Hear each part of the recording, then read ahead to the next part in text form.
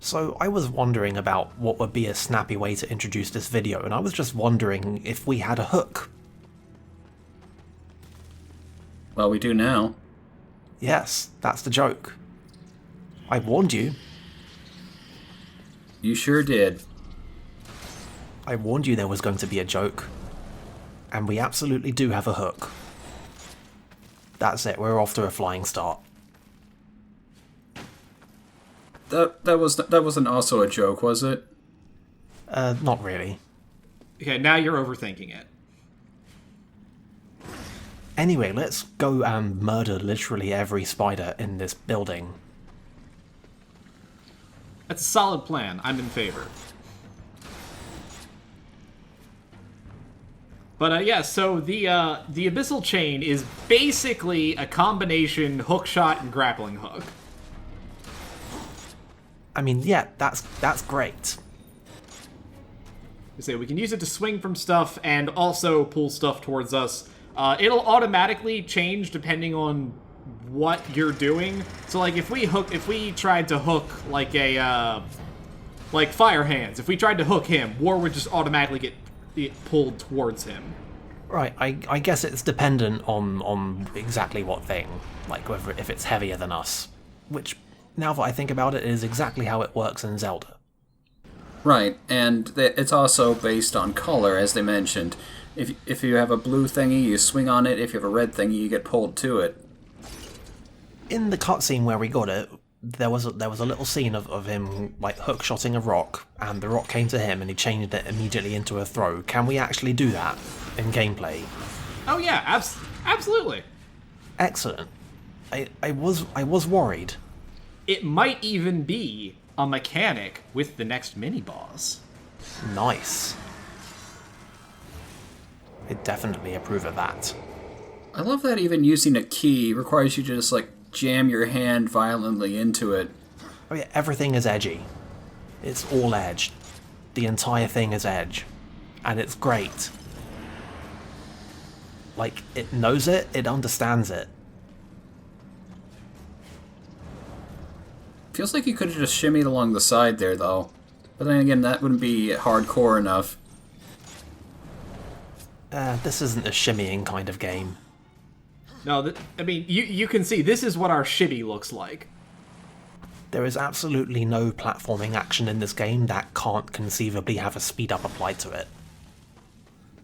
I'm also a fan of how we jumped down really hard on the wooden floor and rock shards came out of it.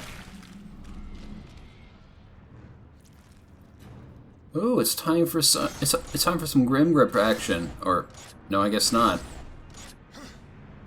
So the one thing you do have to be careful about is with those red grappling points. In order for War to actually hook onto the next one, he does have to drop off of the one that you're currently on. So if you fuck it up, and believe me, there will be some camera fuckery when it comes to doing some of those grapples, you will inevitably fall and take some damage because... So, like, do you have to actually let go of one button and then press the other button, or is it just like you point and click and he does it as an animation, but you can fuck it up sometimes, somehow?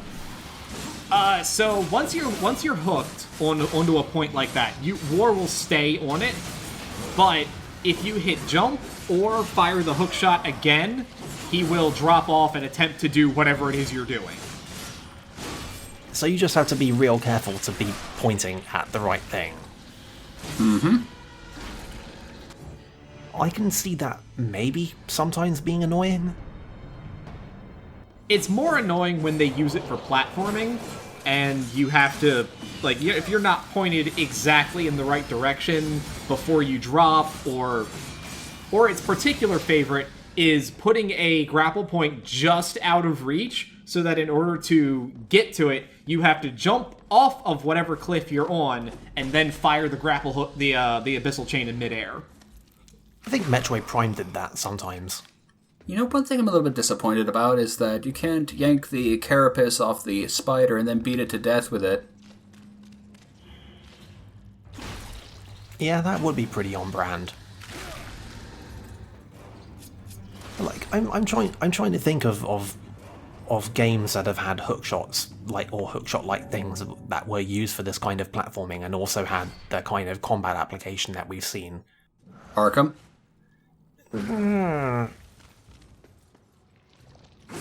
Arkham had a grapple hook. It didn't really have swinging, but it definitely did have a thing that you can fire at ledges, and a different thing that you could fire at enemies. And you could grapple enemies and you could disarm them, but I don't think you could use it to grab things and chain them into a throw. Yeah, you could actually. One of the things you could do was you could bat hook things over and then elbow drop them. Oh yeah, that was absolutely a bat hook clothesline move, and it did rule incredibly. But you couldn't use it on the ambient objects, I think. Although you could catch those when they were thrown at you and throw them back, which was almost as cool, but not what I'm looking for. You will never hear me dislike the flow in motion of the Batman Arkham games. It just happens this time that they lack the one very specific thing that I happen to be looking for. One thing I was actually disappointed in when I played, I believe it was Twilight Princess. Was that the one where you could combine the ball and chain and the iron boots? I mean, as far as I know, it was the only one that had a ball and chain, so...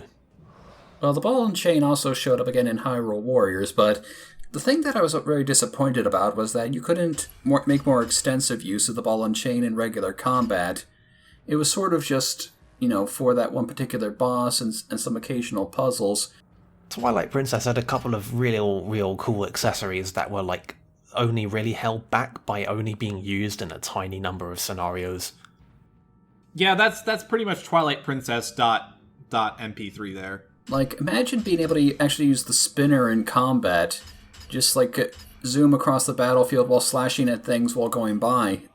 I mean, I wouldn't even care about using it in combat. Just let me fucking ride around on it without it crawling to a stop. I mean, it's literally the spinning top things from Marble Garden Zone and Sonic 3, except in a 3D game, but kind of on rails and held back from ruling incredibly. And it's a tragedy. But mostly I wanted to combine the spinner with the ball and chain, and it sucks incredibly that I never got the opportunity to do that. Oh look, it's another spider. Oh, that was much easier. Yeah, if you're better at the game than I am, when the spiders do that big slashing attack, you can just counter it, just smack him in the face 5 times. It's totally free. Yeah, I was wondering if there was any sort of precision parry or dodge mechanic. There is. I did it by accident in one of the previous spider fights. It is widely known that 97% of parries are accidental. You just go in there and you just mash a bunch of buttons, and sometimes it happens and the game makes you feel very good about it. Actually, I think it's because there's a fairly big forgiving window, but Breath of the Wild, their parry system, is fairly easy to pull off. Yeah, it's weird how sometimes it seems to swerve wildly between being very exacting and being very forgiving. I'm also a huge fan of how you can literally parry laser beams in that game. And it doesn't hurt your shield at all to do so. Unless you fuck it up. That was always my favorite thing about Skyward Sword. It's yeah, you can parry and it won't hurt your shield. But if it just hits your shield, it will. Yeah, I think that's a classic thing. And I mean, I get why they do it that way, because it rewards skillful play, but it does raise a few eyebrows. Honestly, I think that Skyward Sword is better than people give it credit for. Sorry, what were you saying, Fedule?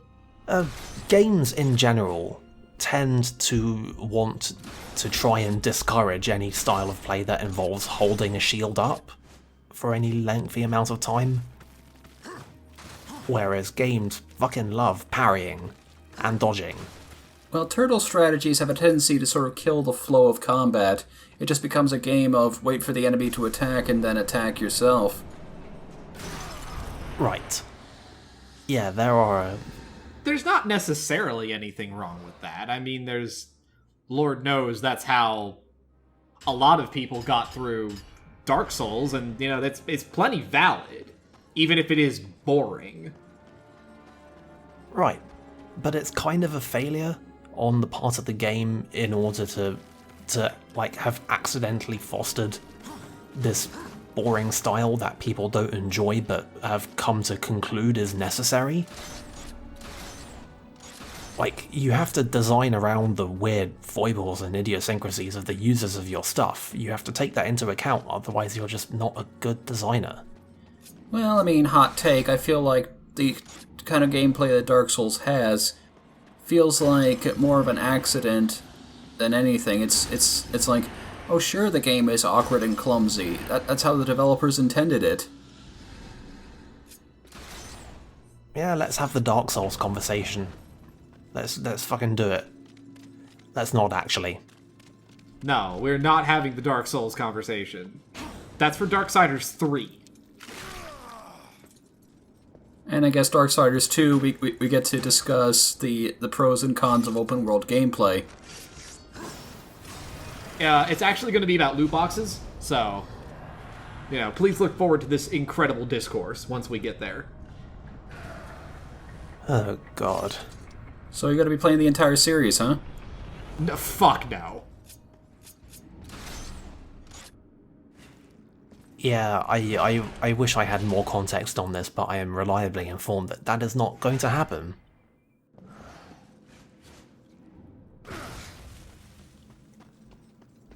Maybe I'll play the rest of this series at some point, because I've got to confess it does actually look kind of like a pretty good video game that might be enjoyable to play rather than not play.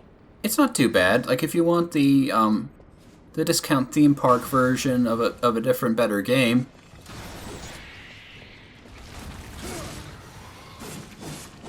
For the record, as you can see, his carapace did kind of wander over there. I absolutely could beat him to death with that if I wanted. Then why didn't you? Because it's much more consistent to just put him in a corner and fuck him up. But you could have beaten him to death with his own spine.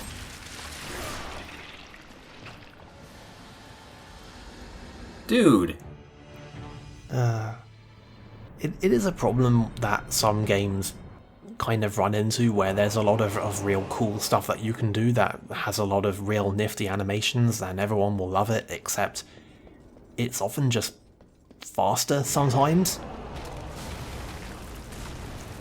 I'm gonna call this the Kingdom Hearts problem. So here's a bigger spider. It's got ice on it.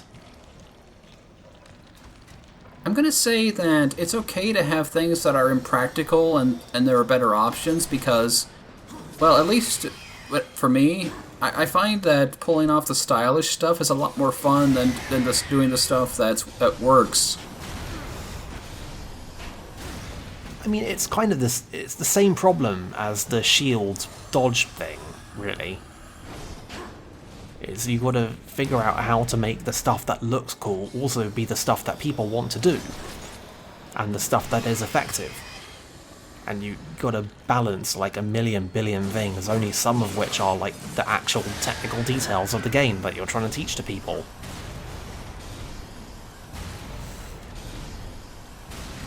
Anyway, how do you all feel about shockwaves? You know full well how I feel about shockwaves. Oh, that was actually kind of different. It hurts you just by smacking the ground. I do like that we're using the hook grapple throw combo.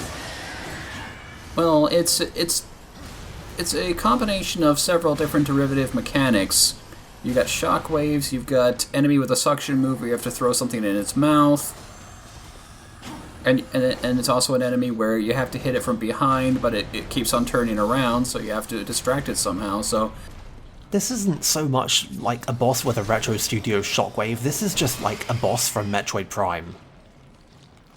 Like, this is just like, it's a full, complete Metroid Prime experience. It even has the full charge up, skitter slightly to one side and then charge right at you, and you dodge to the side and it hits the wall. You know, I suppose they didn't really have the budget to do like an in-engine execution style animation, but it does feel a little bit jarring that they just kind of cut to a cutscene when you did the finishing blow there. Over here. Yeah, sometimes the game's concessions to being a not fully featured action game of this type are jarring, and sometimes they work. I guess this time it just didn't really work. Horseman. So now that we have killed all of the spiders, we can go to the boss. That wasn't the boss? Oh no, that was a mini-boss. You'd better come when I call. There is yet another, even bigger spider that we are going to murder. I very much doubt that we have killed all of the spiders in this place. There will always be more spiders. They're in the walls. Somewhere. Always. I mean, probably. They are spiders. Can't see them, they're in the walls. That's just how it works.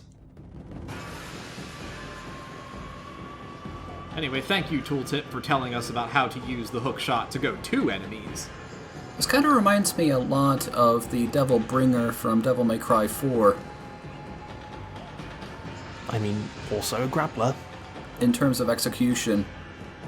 I mean, that is basically what it is. Except you can't hook enemies in the air and then just dunk them into the ground.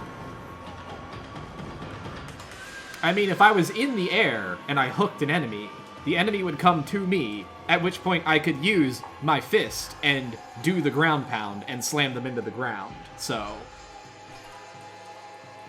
Like, the thing with the hookshot is that it's always great, but there's not a whole lot of things that you can do with it that are extremely different, although sometimes people do think of new things to apply it to.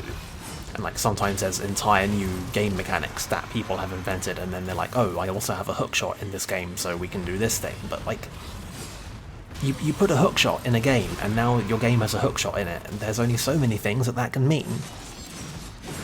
Well, no, I mean, they already demonstrated that you can hookshot things and pull body parts off, so that could have had some more applications if they wanted to make interesting custom animations for enemies. I mean, like, really, all I'm trying to get at here is that people will always like there being hookshots in games, even when it's not new. Well, yeah, people like speeding up or slowing down time as well. It's just one of those things. So, I'm going to cut this off for a second. War's Fury, or whatever the fuck it was just called. Anyway, War's Glory, yeah. So, this is the first of the legendary weapon enchantments. They are, just a little good, you might see there. There are a lot of things that it says that it does.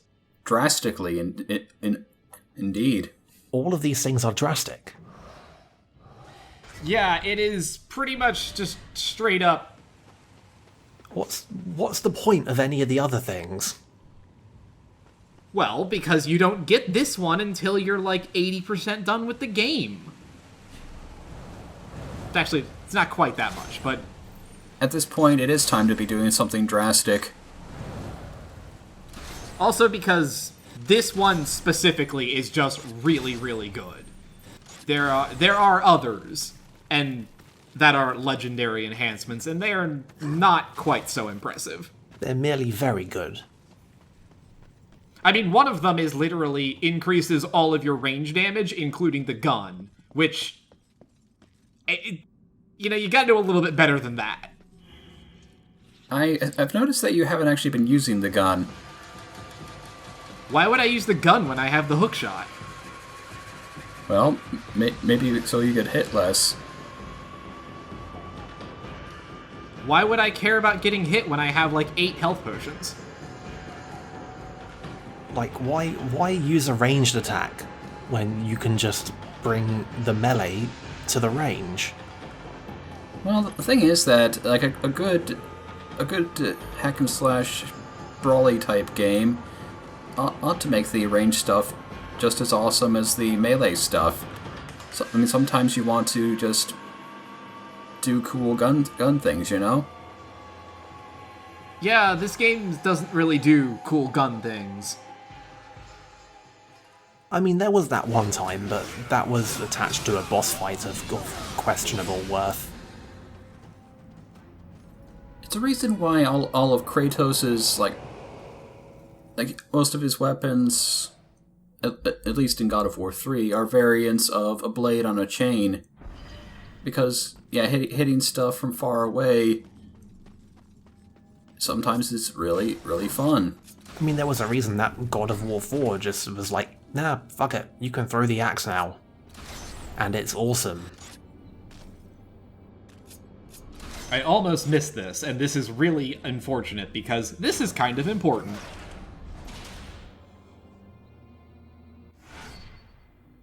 Oh, yeah. Yeah, that would have been maybe not great to have missed. How are we doing on that, by the way? It's either number 7 or number 8, I don't remember specifically. I feel like I've seen this room before. You probably have. We are backtracking. Because we needed to get up here, where the big door seal was. And like the aesthetics of all this thing are great, but the place isn't exactly like dynamic from room to room. It's all pretty much. Yeah, it's spider themed, and as a result, you can only do so many things with spider designs. I mean, spiders are known for many things, but not for aesthetic variety. I mean, not on their webbing, anyway. There are all kinds of great spider aesthetics, generally. Lie beyond that sticky barrier. Let's finish this. Sticky barrier, huh? We could go in there and fight the boss. But instead, we're going to walk back up this passage, which will drop us at the beginning of this, if we so desired. Is our buddy going to be pestering us again? Absolutely. I mean, he's done that like 4 times in this dungeon already. One of them wasn't even for anything. We'd already gone forward and he was just like, war. I guess he just wanted to be a pain? War, you're a slacker. War, what are you good for? Anyway, why did we do this? That's because when I was recording, I didn't know what that passage was. Ah. That's completely fair. Like I said, it just loops back around. So, like, if we were to come in from the back entrance, that's how we would get into the actual Iron Canopy area. Sometimes games gotta be more blatant about, like, no, this is just the backtracking route. You don't need to actually go here.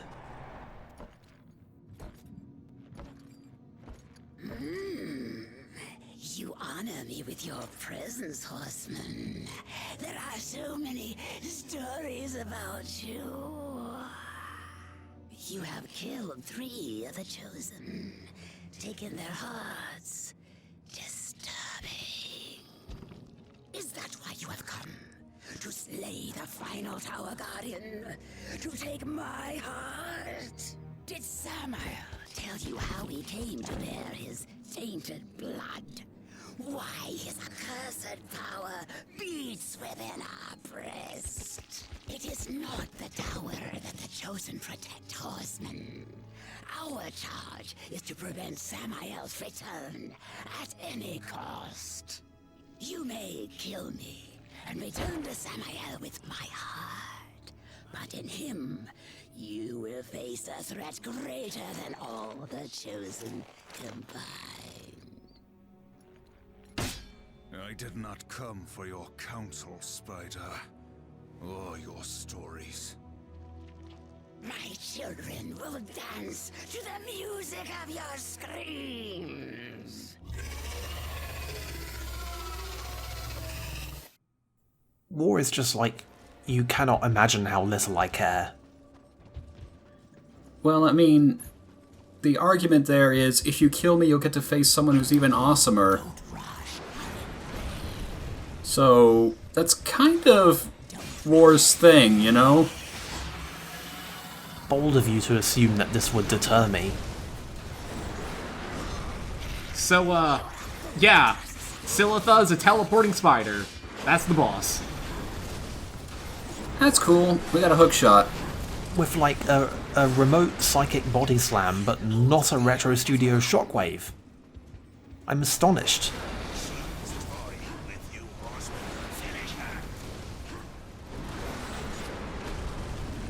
I mean, I assume there's going to be a lot of scope for counterattacking when she does those. Honestly, like, the problem with this fight is that she teleports almost immediately after she attacks, so... And yet she's telling us to hold still. That said, there are some interesting properties of her hitbox, where if you can hook her after she teleports, but before she comes back, you can still hit her. Ah, video games. I mean, we're going to be fighting Samael, right? I mean, That would be spoilers blast, and we're not going to talk about spoilers. no matter how obvious they are.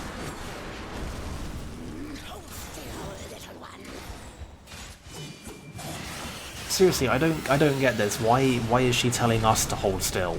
In what way are we being annoyingly mobile to her? Yeah, we're kind of a big refrigerator on legs. We don't move that fast. I mean, we're not... I mean, I guess we're dodging a lot. But, like, you know, there's... It's her fault for like hanging for like 5 seconds before every drop. So I assume that this is meant to be like a bigger part of the fight, but she has like one hit left right now. But yeah, this is some Argarok shit here. Or at least it would be if the fight didn't end as soon as you hit her. Wait, that's it?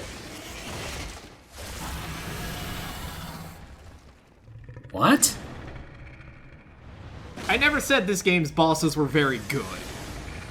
I mean, that seemed like it would have been a pretty okay part of the fight had it lasted more than literally one hit.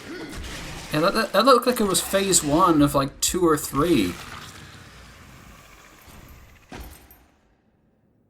I mean, I can make many observations about the boss fights in this game, but they do not outstay their welcome. Going to let you live long enough to collect on your end. That is true. But no.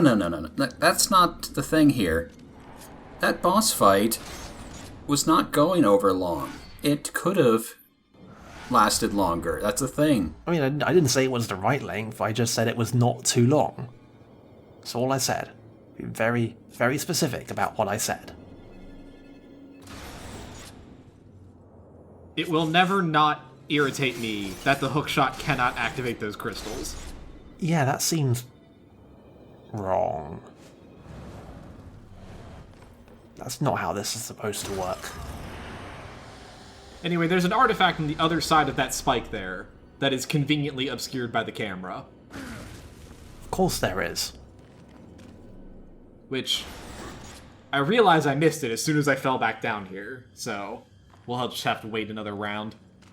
I mean, what were we expecting? Not video games? That's just classic video games.